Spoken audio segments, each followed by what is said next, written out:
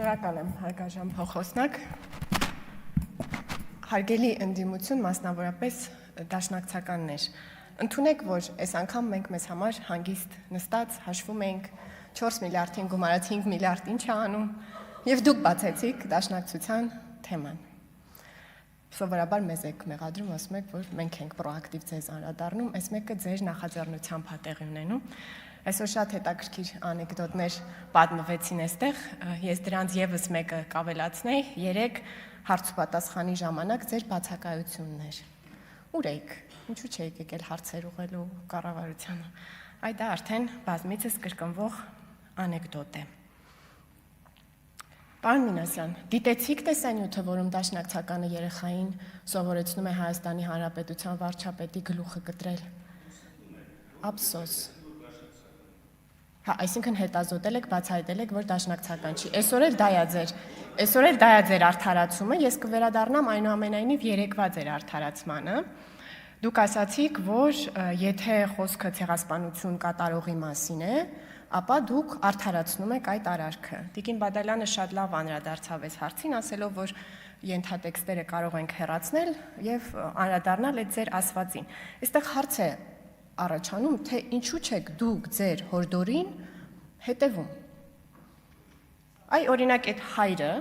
իր երեխային ինչի է դա սովորացնում։ Ինչու անձամբ ինքը չի անում, այն ինչ իր երեխային է սովորացնում։ Ուր է այդտեղ բարոյականությունը։ Ինչու է որ դուք ազգային ժողովի ամբիոնից կոչ եք անում մարդկանց ցեղասպանություն իրագործածներին սպանել, գլուխ կտրել, բայց անձամբ քայլեր չեք ձեռնարկում այդ ուղղությամբ։ Ինչու՞։ Վախենում եք դատվեք, լավ եք անում, շատ լավ եք անում։ Պետքա վախենալ դատվելուց, մարդ սպանելուց առաջ։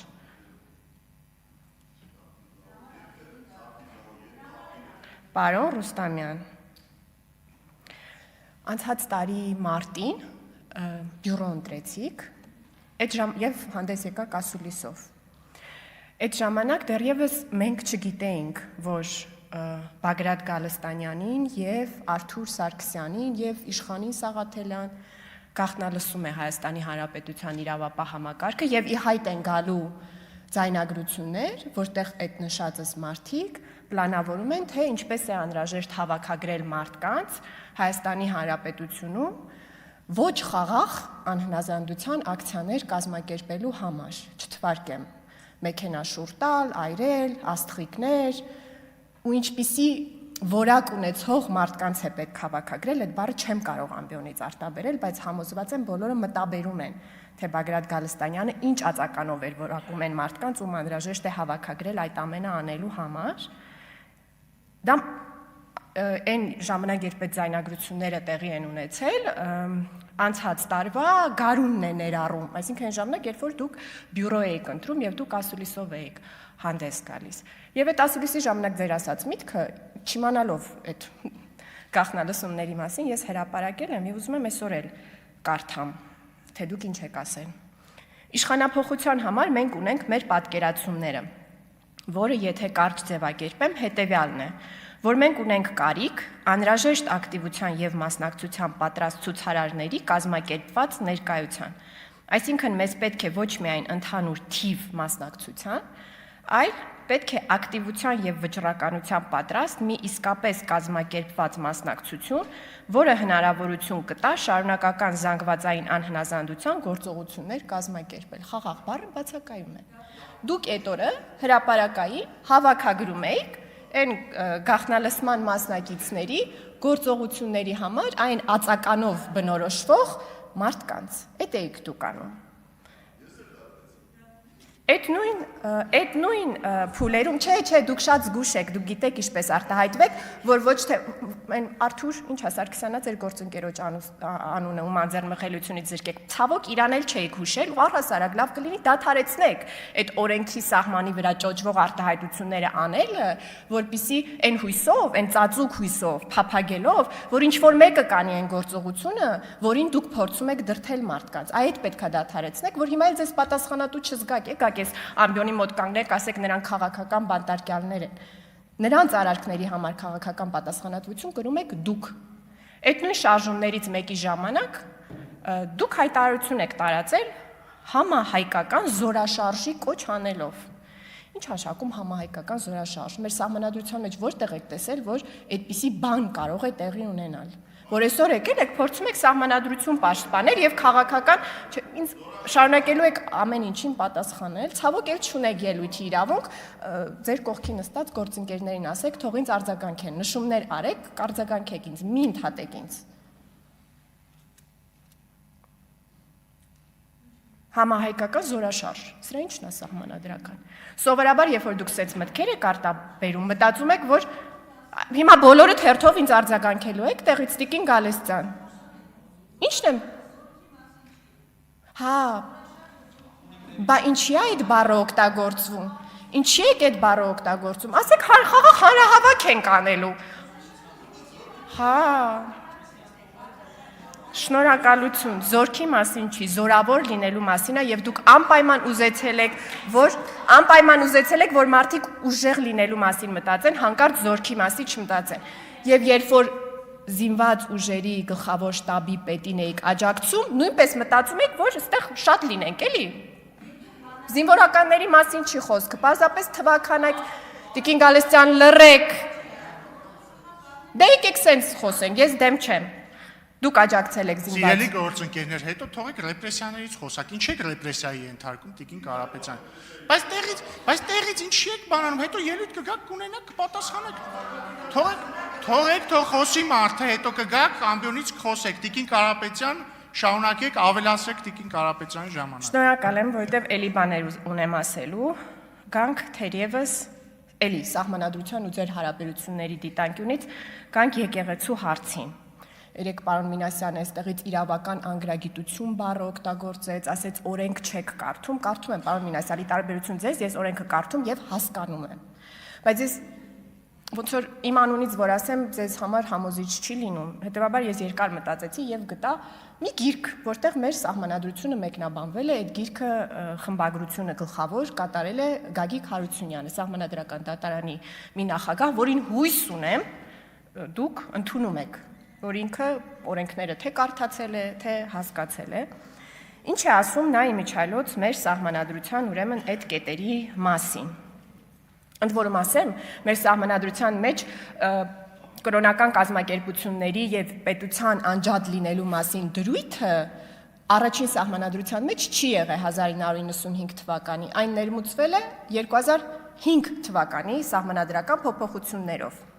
Եվ ինչ է ասել ուրեմն Գագիկ Հարությունյանը եւ մյուս հեղինակները այդ գրքի։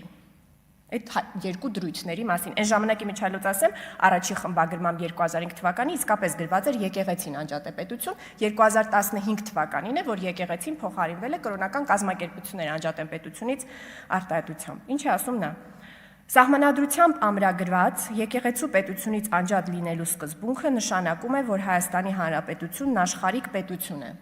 Այդ սկզբունքը նախ էդ է նշանակում։ Աշխարհիկ պետությունում պետության եւ եկեղեցու գործունեության ոլորտները սահմանազատված են,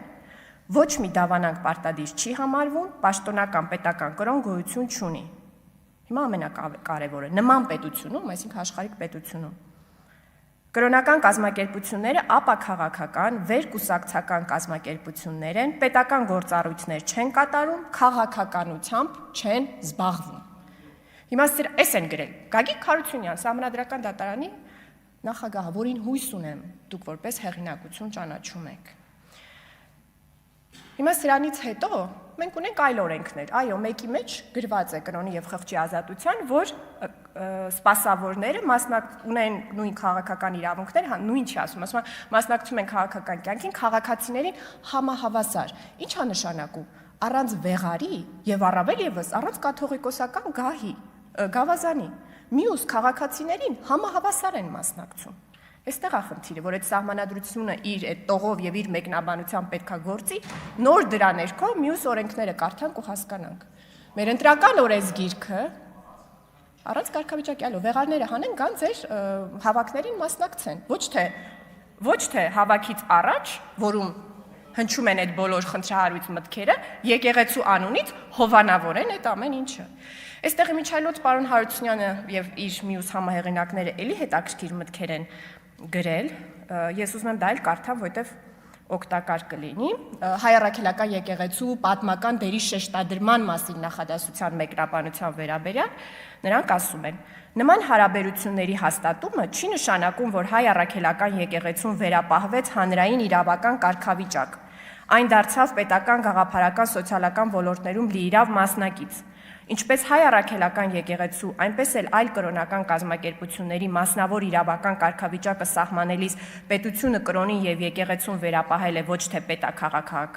պետաքաղաքական, այլ սոցիալ-մշակութային գործառույթ։ Ես էլ խնդրում եմ նկատի ունենաք այն մյուս դրույթի մեկնաբանություններ առաջարկելիս։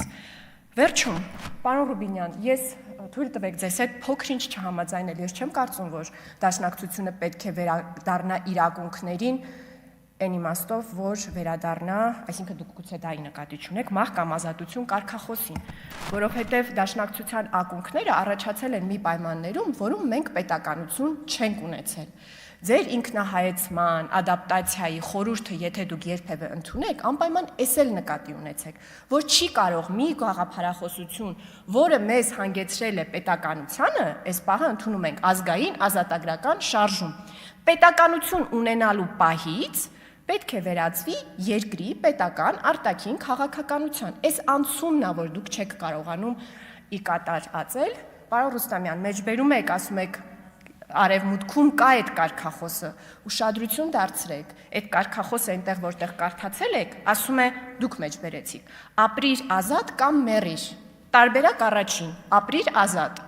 եթե չի ստացվում, պայքարի քո ազատության համար եւ պատրաստ եղիր կյանքդ զոհել, ինչ արել դաշնակցությունը, հերթականությունն է շուրջ տվել,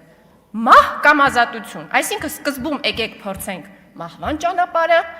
հետո եթե չստացվի այդ ճանապարհը, մի ձև մեզ տվեք մեր ազատությունը։ Ձեզ թվում է, թե սա պոետիկ հնարք է եղել, եւ գուցե առաջին պահերին, երբ այս փոփոխությունը դուք կատարել եք, դա իսկապես եղել է պոետիկ հնարք, բայց ժամանակի ընթացքում այդ մահ կամ ազատությունը այդ հերթականությամբ դուք հրամցրել եք մեր ժողովրդին, որպես այն տարբերակները, այն օպցիաները, որը մենք ունենք, կետ առաջին մահ, որ չստացվի մեռնել, մի կերպ կապրենք։ Այդպես չի լինելու։ Այդպես չի լինելու։ Գայք երեք քննարկենք, թե ինչպես է լինելու։ Երեք հարց ու պատասխանի ժամանակ կառավարության հետ քննարկում ենք, թե ինչպես է իրականում լինելու, իսկ դուք բացակայեք։ Շնորհակալ եմ։ Շնորհակալություն, ես հաջորդը ելույթ կունենա Արփինե Դավոյանը, բայց ես կարծում եմ շատ լավ է, որ մեզ են այցելել Շիրակացու ճեմարան միջազգային եւ գիտակրթական համալիրի աշակերտներ